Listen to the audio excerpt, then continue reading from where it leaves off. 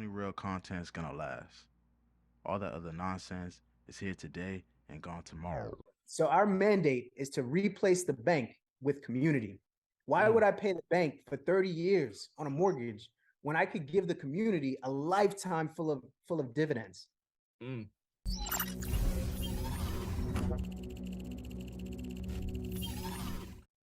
Welcome, everybody, to another episode of Navigating Now. I am your humble host, Des Cole, and beside me, as always, is our co-host, Jay Bartlett.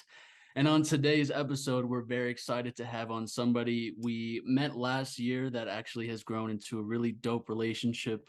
He's done over 160 million in commercial real estate transactions, traveled to 6 continents, is definitely a spokesperson out in the media. We'll talk more about that later.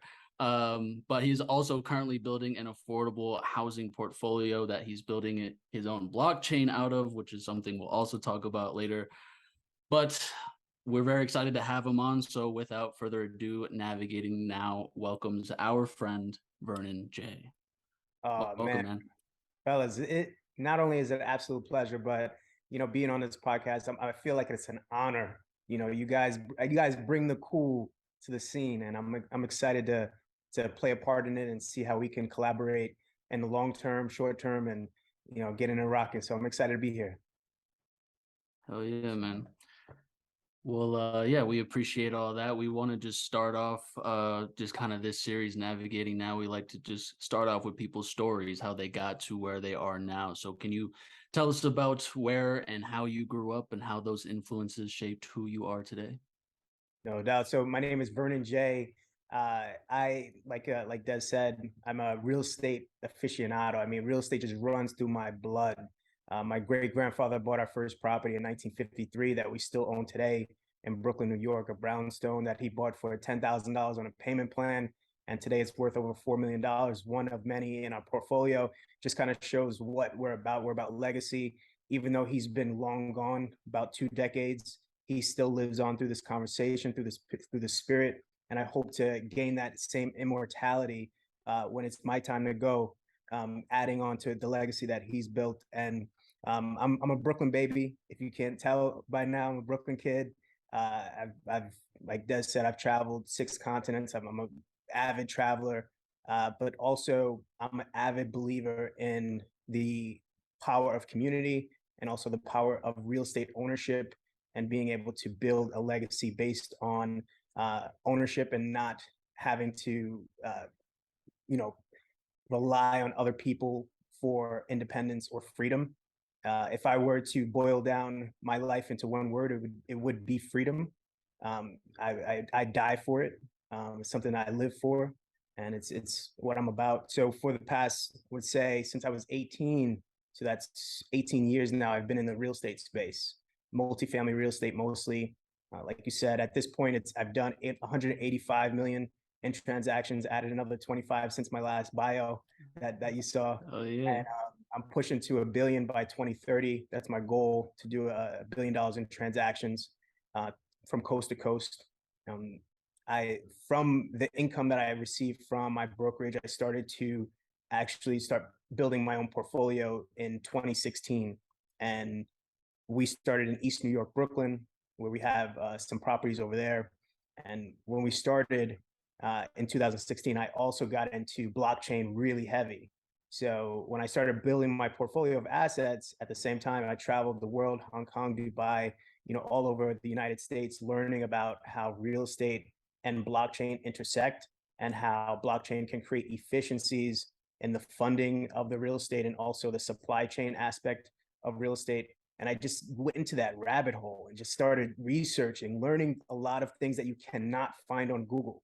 A lot of things that I've been able to uncover. You can't go to Chat GPT for it. You know what I'm saying? So these are things that we're looking to do. And fast forward to after a few years of building my portfolio, we started to rent our units to recently homeless families. So families coming directly from shelters.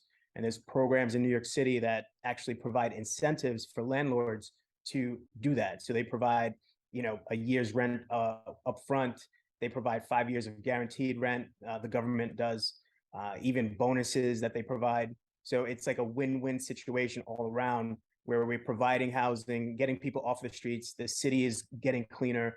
And then me and my investors were able to build generational wealth. So it's a win-win all around. And the last tenant that we brought in was a few months ago. When we handed her the keys to the apartment, man, I mean, you know, she was living in a shelter for months at that time, and with her young son, 10 years old, and she just broke down in the most grateful tears ever imaginable that I ever felt. And it was at that very moment that I knew I wanted to do this forever. I never before that moment did I feel more fulfilled. Not only am I getting a sweet ass check, but I'm also able to provide, my energy is able to provide this family a next step up to their next level that they need to get to. And sometimes we don't realize what it means to be homeless, what it means to be, without a home, because it can create mental issues, right? So we see people on the streets and we see that they have mental issues, but we don't realize that a lot of the crux of mental issues begin from not having necessities, not having food to eat, not having human contact, not having a home. These are things that are fundamental to humanity. So if we can't have any one of those things, we actually can become mental, because we don't have the capacity to be a full human.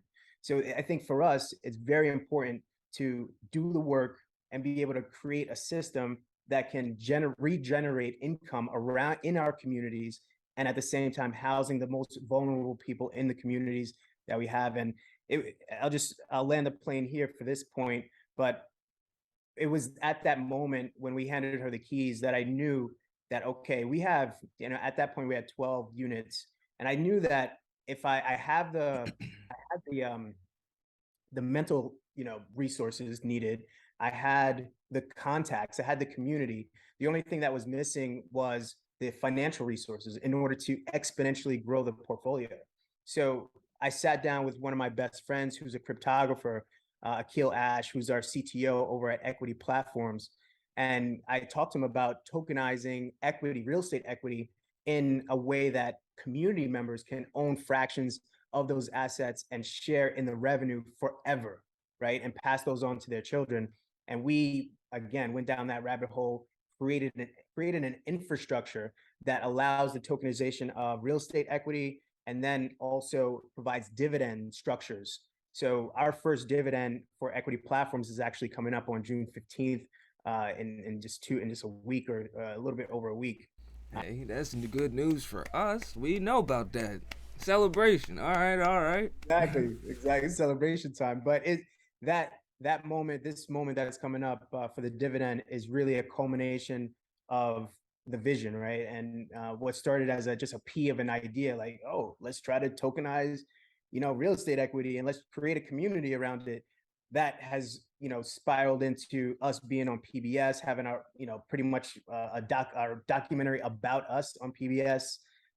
We've been featured, one of the biggest features on Black Enterprise website was with us, as far as the number of clicks that they've received. We've, signed a contract with a $250 million development in Brooklyn, East New York. And I know that we're going to talk about that a little bit later, but these things have really solidified us in the marketplace. And I'm looking forward, and I'm feeling energized to kind of dig in with you guys on these fronts. Facts. So very, very well articulated. Now I want to kind of segue. Before we move on to any other questions, I know, Jay, I'll let you get it going, but I just want to say that how just honored we are to have you on, and just know you as a relationship, have you in our network, be in just other leaders, other thought leaders, people trying to really use their service, use their time and energy and resources to actually help other people. That's a beautiful thing. So I just want to say congratulations on all the success that you've had. And yeah, go ahead, Jay. Yeah, much congratulations on the success. And the key that you're giving to people, freedom, kind of like that buzzword that you were using, and getting into the information that's not on Google or not from ChatGPT, of how do we actually acquire freedom, ownership, is a huge key to that, and it's basically a synonym for the word you got on your hat, the name of the company, equity. So can you speak on specifically what is equity, why that's so important for people to understand as a concept, and then breaking down a little bit more of what exactly is equity coin? Got it. Well, for me, when it's my time to go, I don't want any names on my tombstone. I just want equity. Just put equity. And the reason is because ideas don't die. People die. Ideas never die. So don't bury me as a person. Bury me as an idea. Bury me. I want everybody who meets me, everybody who connects with me. I never take like I have 80 different equity hats that I put on every day, a different one. And I want to wear it every day for the rest of my life, specifically because I want you to know that that's what I'm about, right? And equity, I love equity because it has this double entendre going on. You've got equity in the sense of, we need equitable treatment, right? This is 50 years ago. The reality is that I wouldn't have been able to own the assets that I own. And that's 50 years ago, guys. That's a blip, literally a blip in time. So if where we are today and we have the ability to own assets, this really needs to be a focal point, I think, for everybody who, everybody in America, especially diverse people who haven't had those opportunities to do it. So equity in that sense is really important to me. And then equity in the sense of ownership is key. I feel like we've been bamboozled and to think that we need to work for somebody else in order to gain wealth or to gain independence. And it's a weird thing. It's a weird dichotomy that has been created. But the reality is that the only way to gain freedom and to gain true fulfillment, I think, for ourselves, is to be able to create our own and to be able to own our own. There's stepping stones to get there, yes, but the ultimate goal should always be ownership. Because if we don't own ourselves, we cannot control ourselves. If we cannot control ourselves, then we are at the beck and call of somebody else. We're going to start to see that come into fruition when we start to see this 2008-esque, recession that's about to hit us. The stock market isn't ready. S&P isn't ready. Most Americans aren't ready. They're playing around. They're hanging out. They're having fun, which is cool.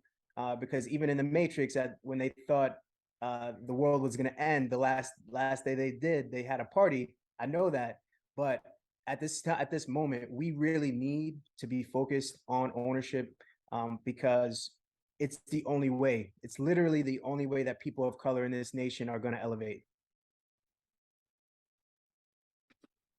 100%. Could you talk about now that concept and how that inspired the creation of Equity Coin and how you want to grow that? No doubt. So, being in the industry, in the real estate space for, almost 2 decades, I've learned 2 major things. Number one is that in communities of color, specifically communities of color, there's a minority of families, businesses, and organizations that own the majority of assets, right? And they don't look like us. Let's just keep it funky. They don't look like us, the people who own the assets. And I think that's fundamentally wrong. Why is somebody who doesn't look like us owning the assets that we own, that we live in, and that we, frequent, and that we have businesses in? But when you go to their communities, they own their assets. We don't own their assets, and they are housing us or letting us have retail spaces. No. So that's one thing that I thought was fundamentally wrong, and I wanted to change that.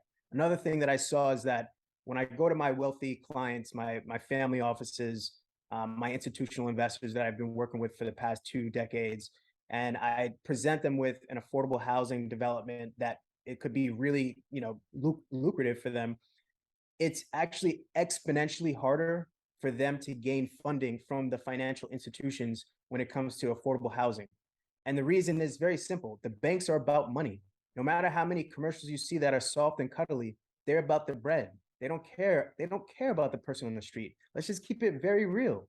And the reason why that they're not going to give the funding for an affordable housing development is because they can go across town and be able to put that same capital to work and get more out of it, because they've created these red lines, they've created these systems where certain neighborhoods, certain zip codes are getting more funding. And this is not by accident. This is very methodical, and it's been happening for a very long time, right? I mean, the modern day redlining is where banks are saying, yeah, we'll give you, no money down properties, but you have to buy in underserved communities. So I can't buy a no money down property in Clinton Hill, Carroll Gardens, Manhattan, or different high-end parts of Manhattan. You've got to relegate me to the hood, right, in order to get those incentives on those mortgages. So these are like small things that are happening that are kind of contributing to this modern day redlining that I'm seeing. So those are two major things that I saw that I knew I wanted to tackle, and I wanted to tackle them head on, right? And the way that I thought that I could do this is by galvanizing the community together in order to acquire assets as a unit, so that we acquire assets, we share in the income, and we have ownership and we have control, right? I mean, I think about the assets that we have. We house families that look like us, the retail spaces that we own. We have businesses that business owners that look like us, that we gave a chance, gave them an opportunity, where they went to dozens of other landlords who didn't look like them, who turned them away because they didn't believe in their business structure. But we are able to do that because we believe and we have a vision. And it's worked out really well for us. And I think believing in people is one of the best ways that we can be able to make an impact. For sure. 100%. And so, actually, I'm sorry. Let me just add on to that, because speaking about equity coin and what equity coin is, I think that's important for the audience to understand that. So equity coin is the first digital token on the blockchain backed by affordable housing. And what that means is that the real estate equity that we have in our portfolio of assets, we've been able to tokenize and share those ownership shares with people in the community, and also people who believe in the community. And we've just surpassed 100 investors, or 100 members, like is what we like to call them, in the organization, in the equity coin pot. And our next iteration of the business that we're building right now is actually taking the infrastructure that we built with equity coin, our smart contract, our legal team, our connections with legislators, all these things we're packaging in a way that other developers around the country can utilize crowdfunding and tokenization and create their own tokens. So this new system that we're creating is called Equity Share. This is the $1 billion concept that we've been harnessing for the last 2 years. We knew that we built Equity Coin as a case study. Equity Coin was built to show that this can be done, and it can be done compliantly. It can be done in compliance with all the regulatory agencies, and it can be done in a way that the community feels real tight knit. So with equity coin, now we can go out and build 1,000 different equity coins, and 1,000 different coins that could be different names. I want to make that clear. It would be a different name of a coin, or be a student housing token, or senior housing coin, or Philly token. It can go so many different ways, so many different places that it can go. And I think the best parallel to create when it comes to the blockchain technology is with the emergence of the internet back in the 90s, right? A lot of people don't know that prior to 1991, it was actually illegal for businesses and individuals to own websites. You couldn't own a website prior to 1991. And even like in 1995, if you wanted to build a website, you needed a PHP guy, a graphic designer, you need HTML guy, you need all these different elements, and it was super costly and super time consuming. But the reality is that today, any one of us could create a website, a pretty comprehensive website, before we get off this podcast, right? Using GoDaddy, Squarespace, yeah, right. All these different options that you can create really dope sites. So I liken that to where we are in the blockchain space, in the token creation space, because if somebody wanted to create their own token like we did, you need a top-notch legal team, you need a cryptographer, you need somebody to do research and development. And these are all things that we've done. And it cost us over $100,000 to create a comprehensive token. But the thing is, where we're going with equity share and the system that we're developing is we're going to be able to truncate that time to develop into a few minutes and truncate that cost into a few thousand, because we have the infrastructure that we've developed that can be replicated over and over again. So we like to consider ourselves, as far as equity share is concerned, to be two things, like the Coinbase for real estate tokens, because that's, you're going to be able to go to equity share to buy different real estate tokens, as well as the Squarespace of tokenization, right? So you come to us and we create your token, we give you the full infrastructure, and you're able to rock and roll from there on. So I think this kind of gives your audience a little bit more foundational understanding of what equity coin is, where we're going with equity share, and some of the more bigger ideas that we have in the pipeline. Yeah, no, Yeah, that was thank a you for great the- explanation. Yeah, a little bit extra info on it. I think it'll be very valuable for everybody listening. Yeah. So I think what you're doing is so exciting to me. And like you mentioned, like you reached your first 100 investors. Des and I were a part of that first 100. And what I think is so cool is it gives tangible value to crypto, where we haven't seen that much before. Only kinda we've seen NFTs be popular with blockchain. Can you speak on the long-term horizon that you see with crypto and blockchain and other industries, and kind of breaking down the barriers of bureaucracy where we traditionally see it? No doubt. So like I said before, I've been in the space since the blockchain space since 2016. So that's like 20 years in crypto time, right? That's, so when I got in the space and I started going to Dubai, Hong Kong, and all around the country, around the world, I was learning that these countries are way, way ahead of us when it comes to the adoption of blockchain. Like we weren't even scratching the surface in the USA. And I'm glad that I was able to, yeah, go ahead. Real quick, how'd you get into blockchain? Like, who put you on? So actually, it's funny, man. One of my friends was like, and he was like, "Yo, you got to check out XRP. They got a relationship with the bank, and their crypto that's actually has a utility case." And I was like, let me check them out. Let me check them out. And I bought a bunch. I bought like $11,000 worth of XRP in 2016, and by 2018, that 11,000 ballooned to almost 300 and something $1,000. I was like, whoa. I mean, this is kind of wild. I had a hunch that XRP specifically was gonna, blow because of their connections with banks, specifically because banks don't lose, right? People can hate banks all they want, but they don't lose. So That's a gem. Whatever. But all on top of that, after going to all over the world and checking things out, I saw that there was a shift happening, right? And I saw that crypto was such a casino, right? It's such a casino.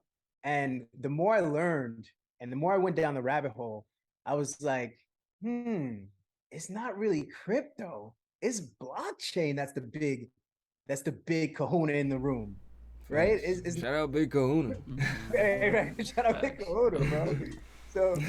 So I came to realize after years of meeting with, like, I met the owner of Litecoin. I met with the operator of Africa for Ripple, and these are people that I had interviews with because I owned the cryptoreport.com. I sold the cryptoreport.com in 2019 to a Canadian blockchain company, specifically because I knew I wanted to transfer over from crypto enthusiasts to blockchain enthusiasts. And I saw today, I think crypto is, well, let me back up. Blockchain is a revolutionary technology disguised as a casino, right? So the front end and what everybody's excited about is the moonshot.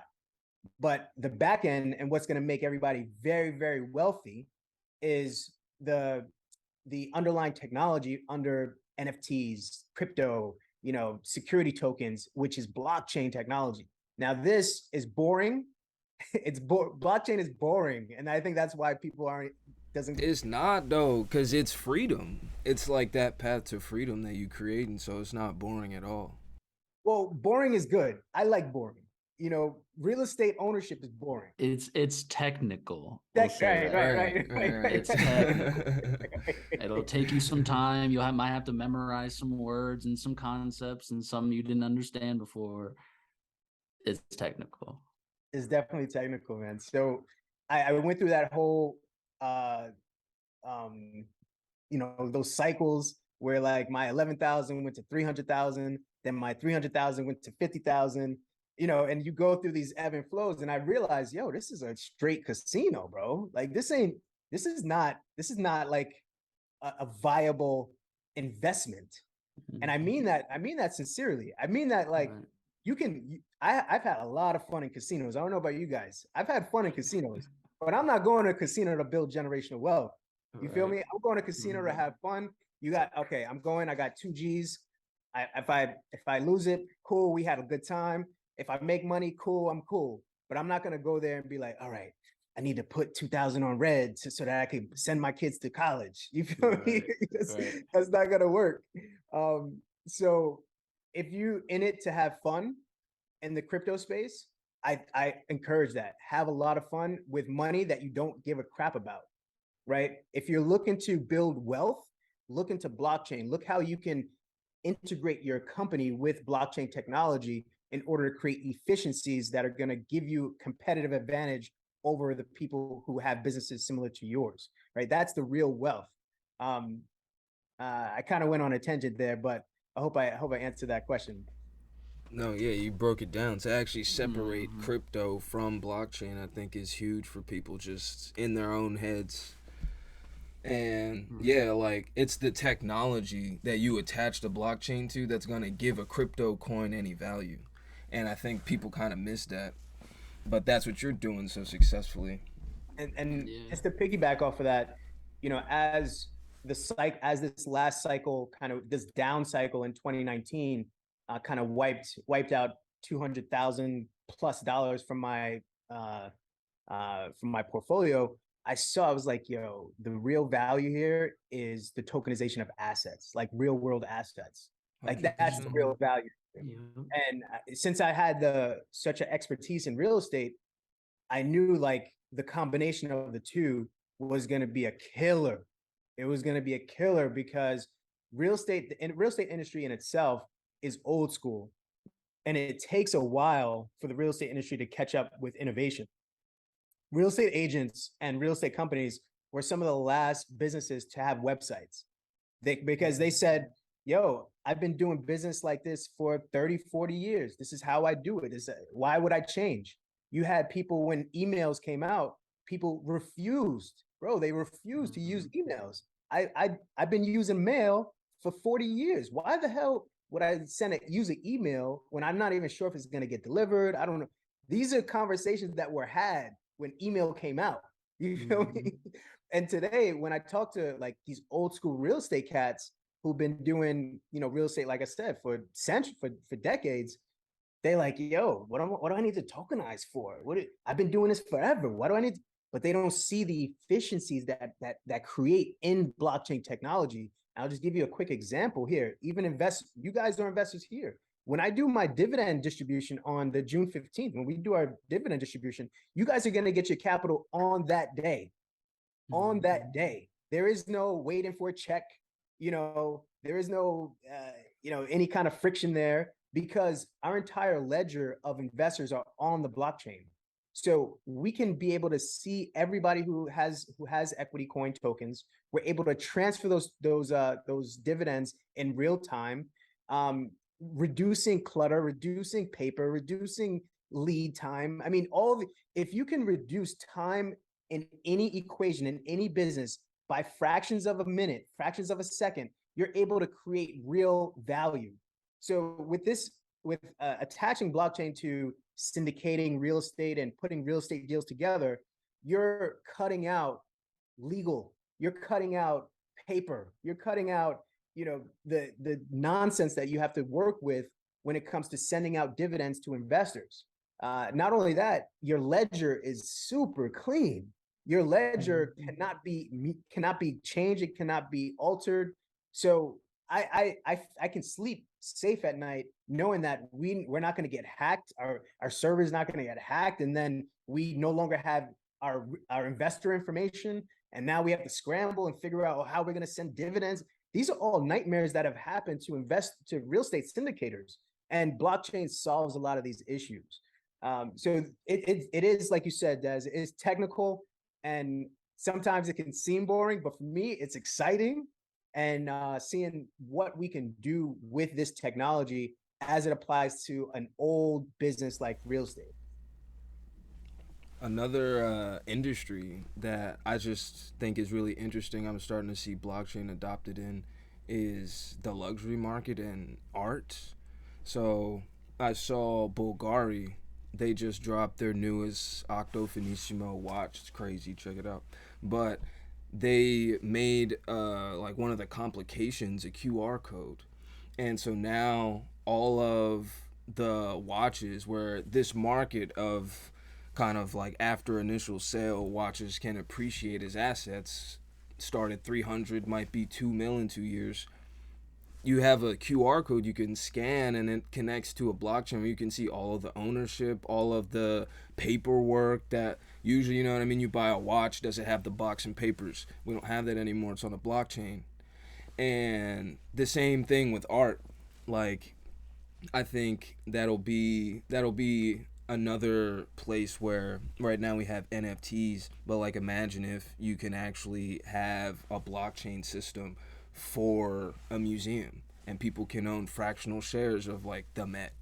Craziness. And yeah, it goes deep, bro. We're just scratching the surface, bro, on what blockchain is gonna do. In a few years, I have this vision that we're gonna be using blockchain technology without even knowing it, right? And it's gonna become so ubiquitous. It's gonna be so easy to navigate, and people like what we're doing, like with equity share, companies like that are just going to make it easier and easier and easier for businesses to apply blockchain technology to their company. And it's it's funny because even with ChatGPT, right, you got people that are saying, I won't use ChatGPT, I'm not going to use that, screw that. Those are the people that are going to die. Their businesses are going to die, because it's either you innovate or you die. And anybody who's against blockchain technology, anybody who's against AI, won't be around for much longer. It's just a reality. They're going to become dinosaurs, and they're not going to be able to keep up. Same thing with my story earlier about people who didn't want to use email, right? It's real right now. Businesses that aren't on the internet, you can't find them on the internet. They have no brand. You can't book a call with them. None of that are slowly losing money, and slowly losing money, and are gonna die out when the recession hits. Yep. And become dinosaurs. So I'm it's sure very real. It's just the next cycle. Yeah, I'm sure you guys have seen restaurants go out of business because they wouldn't use Uber Eats. Or they wouldn't. And there was a pizza place right by our college when we started a company. We went to them and was like, y'all need to start doing this, and they were like, nah. 6 months later, gone. Facts. Literally, Facts. They didn't have a website, nothing. Right. They were like the new pizza spot on the block, and they were a little bit higher prices, but the pizza was fire. And we were like, y'all just got to do a little bit more marketing, a little bit better branding. They were gone. Yeah. But yeah. Yeah, it's definitely gonna happen with blockchain as well. I want to ask about the Brooklyn project. Can you talk about just how y'all got into that, and what's the outlook for that project? No doubt. So we have a few projects in Brooklyn, but I think you're probably referring to the $250 million, the big boy, yes, the big boy, one. right? The big boy, because So we, as a family, as my family, we have this understanding that media and ownership go hand in hand, right? You have to be able to dictate and control the narrative in order to have your assets gain value and also be able to navigate, the legislation and different things that can happen. Even we own properties in Brooklyn that we Airbnb, and we're working with Airbnb in order to make sure that they stay afloat in New York City. So these are media is such an integral part of what we do as a company and as a family, as my family. And to that point, we started eastnewyork.com in 2014. So in 2014, we spent $10,000 on the domain name alone, eastnewyork.com, the domain name. People thought we were crazy. Like, yo, you're going to spend 10 G's on a domain name, eastnewyork.com? I mean, the long story short, we own 420 something domain names right now, that my dad's been investing since the 90s. And it's like digital real estate. So we see websites as digital real estate. So eastnewyork.com is something that we've conceptualized and built up to 30,000 members, who are residents in the East New York community, business owners, elected officials. If anything happens in East New York, everything goes through eastnewyork.com. If you want to run for office, you got to go through eastnewyork.com. You want to build a building, you got to go through eastnewyork.com, because we have the keys to the people.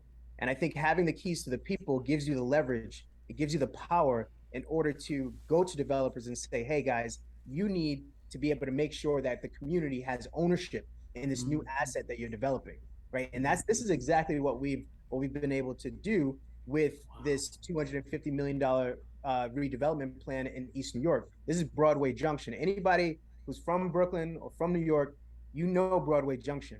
It's like, it's the meme. The meme is that Broadway Junction is like so dangerous, like going up the stairs, going down the stairs. It's a rough area, right? It's in dire straits, and it's in dire need of an uplift. And this company Totem, they came to us, actually. They came to us a year and a half ago because they knew that we own eastnewyork.com. They knew that we own Equity Coin. So they came to us. They said they wanted to create a program, in which creating a bridge between the community and them, because the community members are no longer stupid. Like they see developers come in and they treat them like colonizers, because they know that historically developers have come into the neighborhood, they built properties, they gave a few jobs, maybe gave a few grants, and then once the development is done, they wipe their hands clean of the community, and the community's like, yo, we don't get any, you extracted so much value from our community, and you can't even provide adequate services or give things that the community absolutely needs. So I have this we came up with this concept, along with Equity Coin. The whole concept is community ownership. So for this development that we have, this $250 million development, we have a contract to create educational programming for the community members. Our next one is actually on June 24th, and it's the title of the event is Discovering the Keys to Affordable Housing, where we're going to bring first-time homeowners to the event. Investors are going to be there. People who are looking to get affordable housing are going to be there, and we're bringing everybody together so everybody can understand the nuances of what it means to be a landlord, the nuances of what it means to be in a shelter, the nuances of what it means, to be an elected official trying to make changes. We need to understand all of these so that we can all have a holistic understanding of what this is. Mm-hmm. So that's a part of our contract that we have with Totem, is this community education piece. The other piece is that we're taking $5 million of that $250 million development and allowing the community to own a fraction of that new development. I mean, this is going to be 600 affordable units, a few acres of green space. There's even a university that's going to be coming over there. So this is going to change the entire fabric of the East New York community forever. And I think it's a crime. It's an absolute crime if people in the community don't even have the opportunity to own these assets, to own fractions of these assets. Um, so I think, you know, our point and what we're doing here is um, being able to make sure that the community, number one, is educated, right? Because if you're not educated, then you can't make solid decisions, financial decisions. The number two is to give them the opportunity to own fractions of these assets. And this is actually something that has never happened before. This is a new concept. We Super call innovative. Super it's innovative. for us it's called the sharing equity economy, and we saw um and we actually trademark, that's one of our trademarks, sharing equity economy. So we saw Uber, Airbnb, Toro, right? These are companies that democratized mafia driven organizations, right? I mean, the taxi commissions and the taxi medallions in New York, these were gangster ass companies. These are gangster stuff. Like, this is mafia stuff, right? Don't tread on me, you will die. Like, this is no joke. So you got Uber that came in around the world, disrupted it, and gave people, regular ordinary people, the ability to compete with taxi medallions. It gave people the ability to say, yo, I mean, you know, 20 years ago, it would be crazy to think about riding in a stranger's car to work. That's not even something that would be in somebody's head. And you think about, Airbnb, for example. I mean, Airbnb is fighting cities all over the world because hotel lobbyists are making sure that they're fighting because they're taking their share, because these hotel, consiglières and these hotel conglomerates, they have a monopoly on these markets. So I can charge you what you want. I can charge what I want. I can overcharge. I could charge you for a cleaning fee. I could not clean your place, daily. And Airbnb is like going at them. So this democratization, with the sharing equity economy, giving ordinary people power, is being applied to blockchain technology. And when you apply it to blockchain technology, what you're doing is you're disrupting banks. This is what you're able to do: disrupt banks. Now, these are the big guys in the country, right? These are guys that have been impenetrable. And I think what we're doing is we're replacing the bank with community. That's our goal. That's our mandate. Wait, say that again. Say that one more time. That's a one-liner crazy. Say it again. Yeah. So our mandate is to replace the bank with community. Why would I pay the bank for 30 years on a mortgage when I could give the community a lifetime full of dividends? Why? Who owns the land? You know what I'm saying? Like, who owns the land? It's a fact, though. No, it's so true. But what's crazy though is, like, I speak to my old school people in my network, right? Even like my grandmother and my great aunts, older people, and I tell them about the concept, and they're like, "Oh, I didn't even know you could buy properties without the bank." People don't even think that you could buy a property without a bank. It's not even something that they even fathom, bro. Right. They don't even fathom it. So if we can come up with concepts that are new and totally taking out the bank, and not even with equity, we haven't dealt with a bank. We acquired assets. We acquired this Pennsylvania property with no bank involved, right? So that's what we're doing here, and it's really disruptive. And I'm gonna need a bodyguard. Yeah, you are, man. Yeah, you are, man.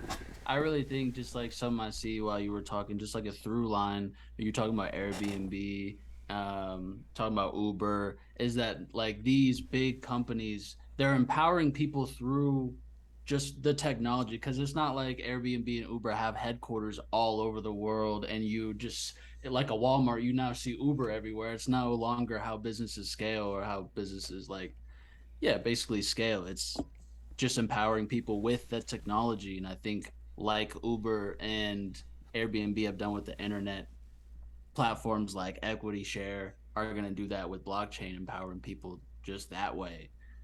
And it's a beautiful thing. It's a very powerful thing.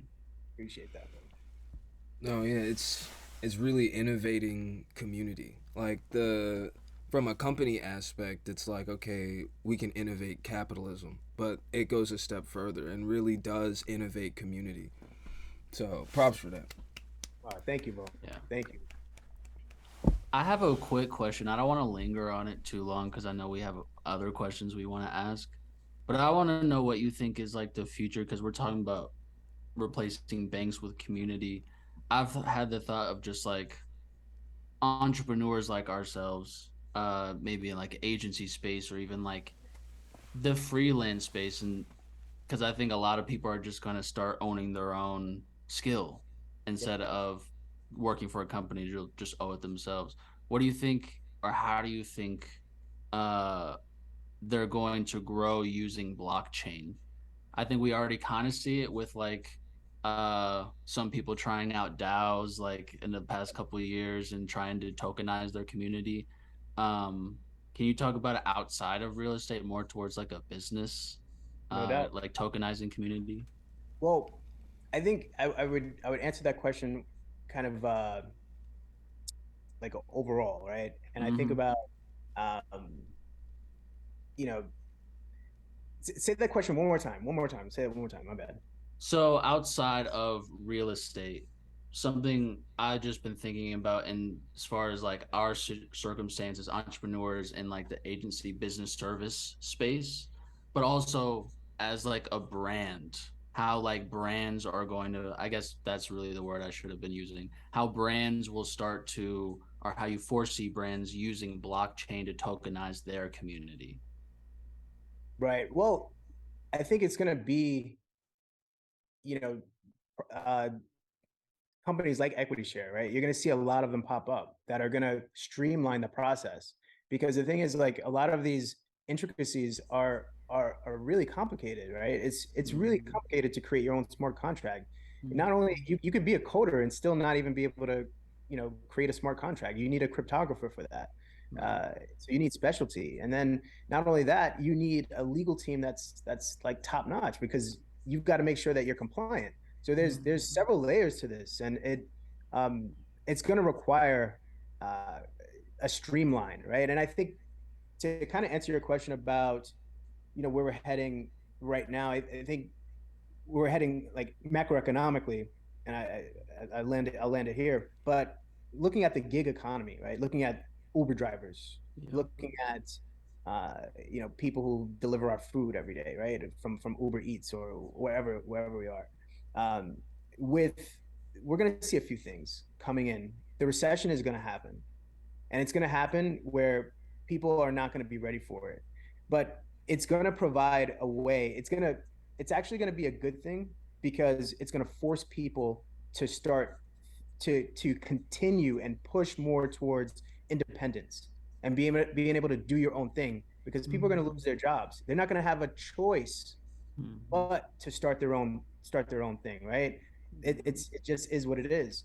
And then I think about on the real estate side, as a real estate owner and business and developer, and you know, if you're looking to raise capital for your business, for your for your portfolio of assets or whatever it is, the banks are reducing the amount of capital that they have to be made available to people. This is happening in real time right now, and it's going to get worse. So what is this going to do? This is actually going to force crowdfunding. This is going to force people to come together and acquire assets as a unit, because they won't be able to get that full capital stack from the bank anymore. That's no longer a viable option. So what these so-called negative things that are about to happen, that are taking place right now, I think are actually going to accelerate AI. It's going to accelerate crowdfunding, blockchain technology, the gig economy. Everything that we've been seeing is just going to take 10 steps forward, and be able to kind of start to make uh, these centralized companies a little bit and a little bit and a little bit more obsolete. No, I agree. 100%. 100%. Especially on the whole gig economy part. And that everyone's gonna just like, I guess we were what, Jay, like 10 years old when the last recession happened. So basically. I don't really like. I was there, but like I wasn't really there. You know what I'm saying? Like, so yeah, it'll be interesting to see just now being my On age now, something just wild, how. because it's a podcast. You were like, let's get funky, let's get funky. I said something wild the other day, kind of a hot take. Like, capitalism does not necessitate employment. So, where we're going with the gig economy, like, I've created, like, with my company, where it's like, I don't want employees or investors. And that's how you actually own, have the freedom, have the control to the highest degree. And the people that we work with, it's like we treat them as businesses. They're an independent contractor, they're an LLC, whatever. And we just gig economy like that.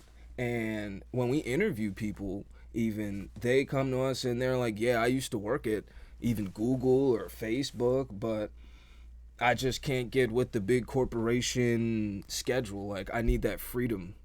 And so that transition in the workforce, I think, is gonna just cause a huge disruption where we're not predicting. We think that it's gonna take away jobs and it's gonna really have a negative effect on the bottom of the pyramid. But I think the top of the pyramid is gonna really start to struggle for talent. We're gonna see a diversification of where we're getting all of these services and things that used to just be B2B. um yeah, we're gonna see that whole B2B market expand like crazy. Collaboration culture is gonna go nuts. Yeah. All right, I did go a little bit off there, but I'm glad we touched on that because I thought we got some real good points out of that. Sure. I wanted to ask, it's no doubt that you've become a thought leader in your field, and as someone who aspires to do the same thing, what advice would you give to those attempting to get their voice heard at scale? Not necessarily to get their voice heard at scale, but how you have made it successful in sharing your opinions and ideas. Well, becoming a thought leader, I think is just the tip of the iceberg, right? And you don't become a thought leader by reading. You become a thought leader by doing. So Mhm. I think the first thing you need to do is go do whatever it is that you're trying to do. Become an expert in that, and we all know that it takes 10,000 hours to become an expert. So nothing, it's not going to happen overnight. You don't just one day, okay, I want to be a blockchain expert and take a course, and the next week start posting about that you're an expert in blockchain. That I don't think that's going to work. Another thing that you could do if you are starting out is creating a podcast or creating a platform, you know, like this, and interview people who have the expertise in that what you're looking to do. So in that way, you can become a thought leader in your association, right? In your connection with these thought leaders, and then you're building up your community, right? So first things first is become an expert. And when if you can say you're an expert and feel it in your heart and know that you are, that's when you're an expert. If you say it and you don't really feel it inside, you're saying it just for the soundbite, then it's not real, right? So it has to be internal. Nobody is going to know it but you if you're an expert, really. And I think the next thing after you've created your expertise is to build your community, right? Your community is the thing that is going to propel you to whatever level you want to get to. And that literally my community is what has gotten equity to where we are. The board of directors for equity, the 7 people we have on the board, these are people I've been rocking with for decades, right? These are like people like I'll go to war with, you know what I mean? And they'll go to war with me. These are people in my foxhole. We talk funky to one another. We don't mince words. We don't, soft step. Bro, if you're not rock and rolling like you're supposed to be doing, I'm on you. When I'm not rock and rolling like I'm supposed to be, they on me. And I need that. If you're not willing to have people like that in your crew, then you really don't really want it that bad, right? You need people that's going to keep you on your toes, and you have to be receptive to criticism, uh, because if you're not, like I said, you're just not going to go far. Right. No, I want think, to. go ahead, Jay. No, I agree. If you have a point on that, you could say. No, you go ahead. I wanted to circle back to the community that the investors are. Because like you're talking about, that's so huge in being able to kind of take that next step as a thought leader, but even be able to turn whatever skill set you have into something that's scale and value to community. So can you just speak on the network of founding members? And I know you plan on doing Equity House, but just what that network does, what it means. Yeah. Yeah, I mean that network is everything to me. I mean, it is why I wake up in the morning, right? I think about everybody in the organization, all those members in Equity. I think about everybody personally, like their personal mission, what they want to do in their life, and I think about how I can be of assistance. How can I help this person as an individual, which will also help the collective. And the network effect, we all know the network effect is just, it's just, you can't even comprehend it. It's just something that will take you to from 0 to 1,000 without you even knowing it. And by me pouring into every member in the organization, it gives me the ability to have not only power, but being able to, uh, you know, feel feel fulfilled, right? Feel fulfilled, feel like I have a reason for living, I have a purpose. And those community members are going to be the ones that are going to pick you up in your lowest times, right? And as long as you keep your integrity, you do right by people, you really want to, like, I genuinely, like, you brothers, I genuinely want to see y'all win. Like, it would make me so happy to see every win that I see, I get hyped. Like, it's my win. I'm hyped like I won. Not but you won, but we win it together, right? So if you can have that type of relationship with people, and where they really truly are happy for you and they want the best for you, then you've got something real special. For sure. All about community, man. Yeah. I think that's what we all continually come back to, with that, how strong and how important a community is. Yeah. I want to ask another advice question. Yep. More but around raising money and just being an entrepreneur, and leveraging a company, and yeah, just dealing with, I know you talked about, you did a deal on some real estate without a bank. So I feel like you know both sides of it, but I do want to offer the listeners advice for raising money for what they're doing and how to leverage the a company instead of just their individual. No doubt. Well, it kind of coincides with community, right? I mean, I think starting, I have this system in place that where I build every business that I've built for the last 20 years has gone through this system, right? You start off with 12 people, right? 12 people who really, really rock with you and what you're doing, right? So with Equity, I started with 12 people, and these were highly targeted, right? It's no fluff. These are, like I said, the people in their foxhole that are gonna go to war with you. Start with 12, and then you got your first 50. Then you go to your first 50, right? First 50 investors, members, customers, whatever it is, however, whatever your KPI is, and then you go to the Hungry 100. So I looked at interviews with Brian Chesky, CEO over at Airbnb, and he had an interview a few years ago, and this was really a light bulb moment for me when I was getting started with Equity. Is that he said most people are trying to create companies that they want 1 million users, right? They start a company wanting 1 million users.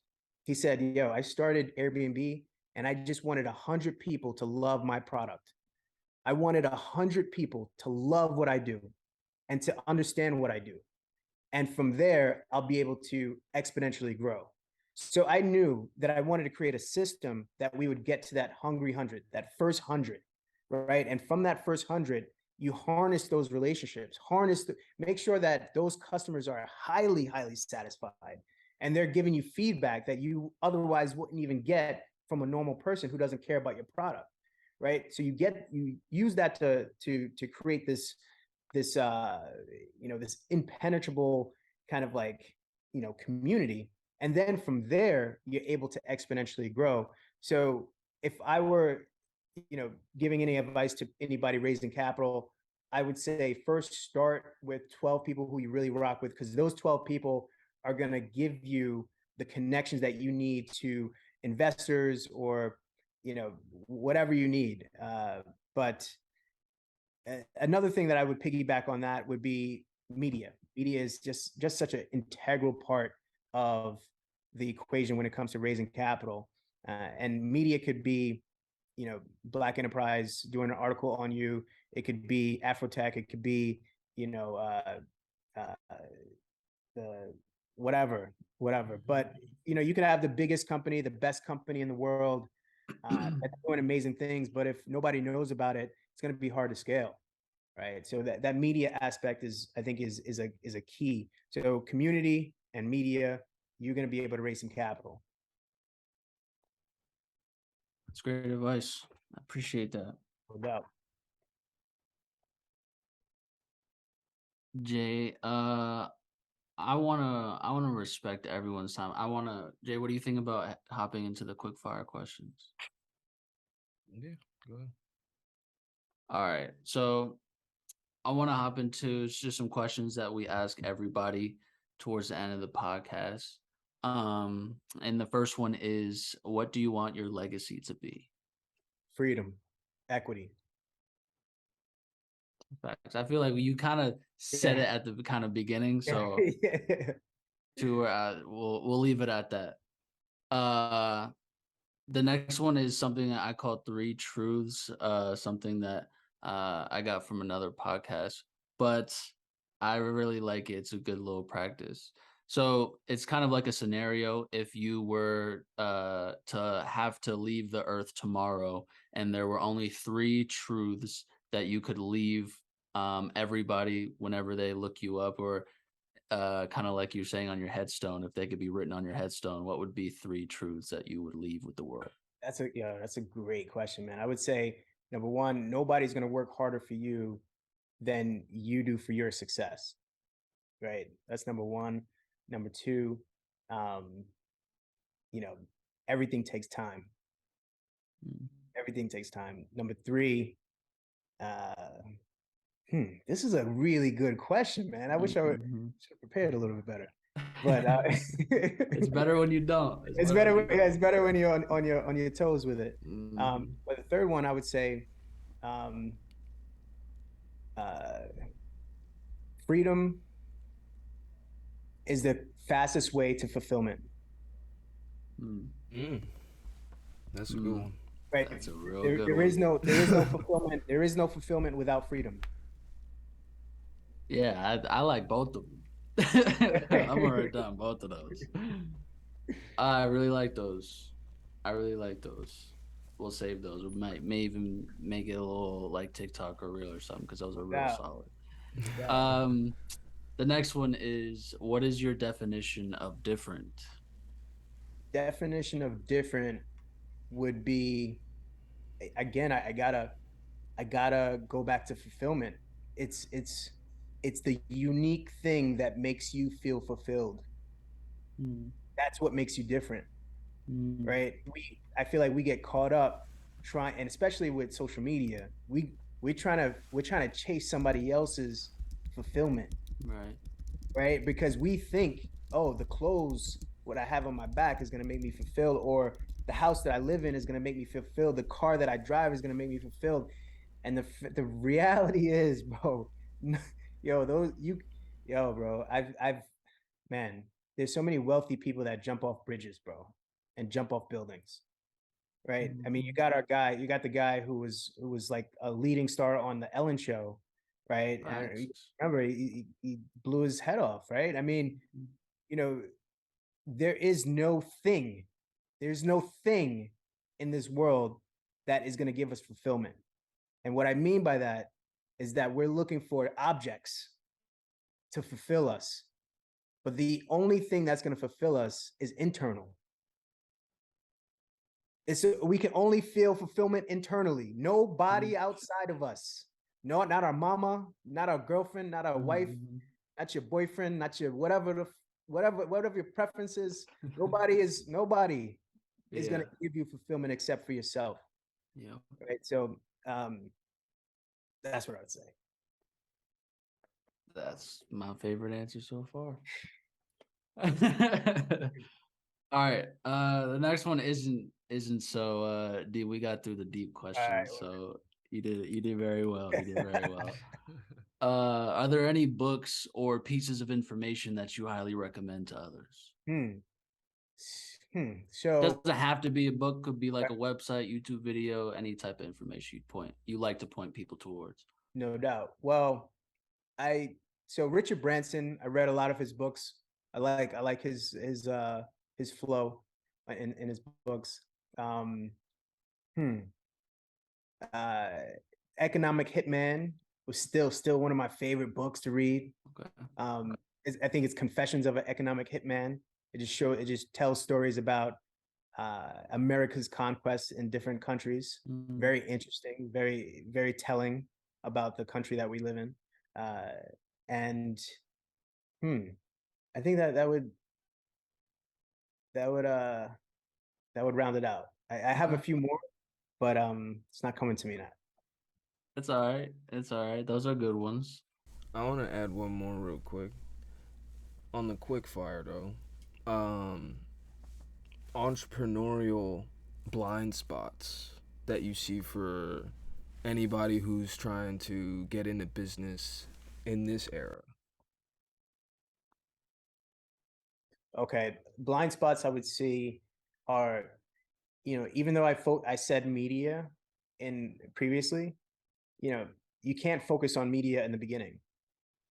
And I think that's that could be a blind spot that people have, where they're so quick to get the press release out, but they haven't done the work. They haven't created the substance yet. They haven't become an expert yet. So instead of we glorify entrepreneurs, right? And the Zuckerbergs of the world, and we love watching The Social Network on TV, and we love these things. Now we do. Now we do, right? Now it's somewhat of a new thing. It is. And the thing is, like, people don't realize what it takes. They really don't understand. They think it's shiny and it's this cool thing to be an entrepreneur, but when you don't have anybody to help you, when it's all on you, right? It takes a whole new level of commitment and intensity that most people are not prepared to do. They're not prepared for it. And I think it's like an exercise, right? It's an exercise, and muscles, in order for them to grow, they have to be exercised daily, right? So I think confidence, your ability to create, your ability to withstand risk, without risk, we will maintain a state of mediocrity, right? If we don't, build up a tolerance for risk, we will maintain a state of mediocrity. And this is something that has to be done on a daily basis. If we have a 9-to-5 and every 2 weeks we're getting that check, we have become conditioned, right? Like it or not, you're conditioned, and you can spend how you want because in 2 weeks you're going to get that check. You're not really worried about building fulfillment internally because you have that check coming, right? So not having that can send people off a bridge. Not having that net of safety could make somebody kill themselves. And this is real talk. This is not like for the faint of heart. This is real shit. So being able, for me, I take a lot of risk. Like there's so many times that had $100-some-odd thousand in my account, and I spent all of it on a property, like every penny, bro, like literally every penny, and not having anything left. And it was huge risks that I've taken, and they've paid off big, in a big way. But when I was going through it, people around me say, "Yo, you crazy, bro? Why don't you just get a job? Like, bro, you could be making 300 a year, with what you do. Why you want to risk and do this when you could be just chilling?" But I would feel like I'm not myself. I wouldn't feel fulfilled. I wouldn't feel fulfilled. And it's crazy. So I just did this article. We have this website called CREreport.com, and it's CRE is commercial real estate. But we just did an article on the top 10 real estate magnates from the 18th century, Black real estate magnates. And this woman, one of the women, and I actually want to pull it up real quick because it was such a good quote. And if you guys go to CRE report or CRE.report, you'll see it. But she said, she said, "I'd rather be a corpse than a coward. I'd rather be a corpse than a coward." I mean, this is a Black woman saying this in 1853, bro. You feel me? She was one of the, and I think that kind of coincides with having the balls or the chutzpah to start your own thing and to be your own person. And the reality is, I'd rather not be alive than to answer to somebody else. Fuck that, man. I don't answer to nobody. You know what I'm saying? I'm my own person. I am my own man. I am who I am. And there's nobody that can pay for that. You can't pay to take that away. I don't care how much money you put in front of me, bro. I don't care. I don't want it because I want my freedom. And I think about even during slavery times, what people had to do to get their freedom. And I would be a total asshole to not put everything I got on the line in order to give my kids freedom. Right? Yeah. Being unapologetically yourself and being the person who does the thing. Love that. I'm writing that down. All right. Yeah. Final two. No doubt. The first one is who you got in the finals. So I saw this question, and so I haven't watched the finals, and really because I don't have time, bro. I'm gonna be honest with you. I just don't have the mental capacity, or to even think about it. But the thing is, once I make one, is what I find interesting is that you got people who, like 100 millionaires or billionaires who own parts of teams, and they'll go to the games, and they'll be in the owner's box and hanging out. Like, that's who I want to be, right? And then you got the guys who are on the come up, like myself, who just don't have time for sports because it's such a distraction from real life and from what we really got going on. I mean, even in the Roman era, they use gladiators as a way to distract the masses. Same thing today. They're using sports to distract us so that we don't kind of go for what we need and what we want. It's kind of dangling carrots. But all that being said, it's Miami.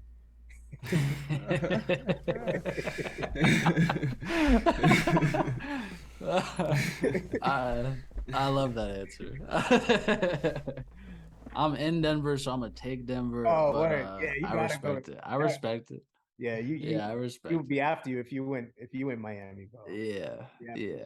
But anyways, our final question is just, where can people find you, connect with you, and if they're interested, invest?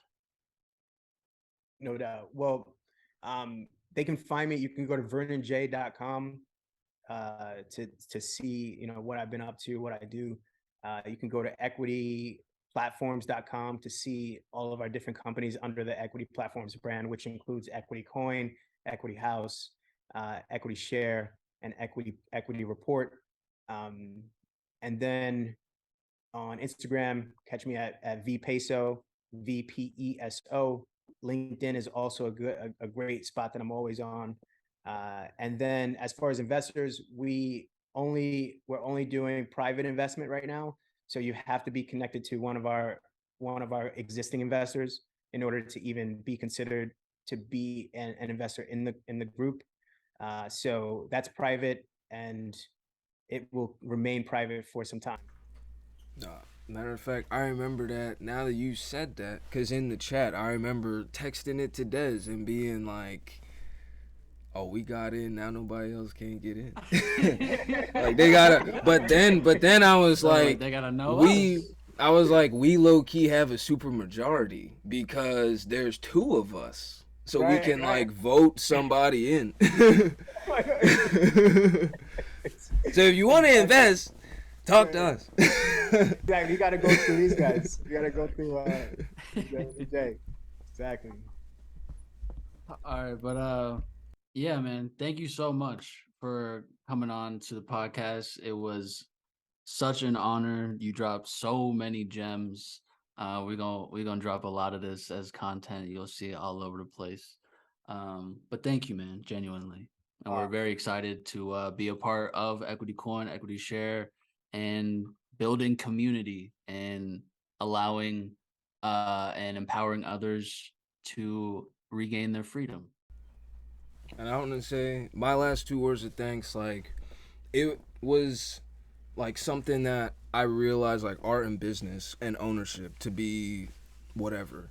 And it was super ambitious to try to say, oh, I want to create a private equity portfolio at like 22, 23 years old.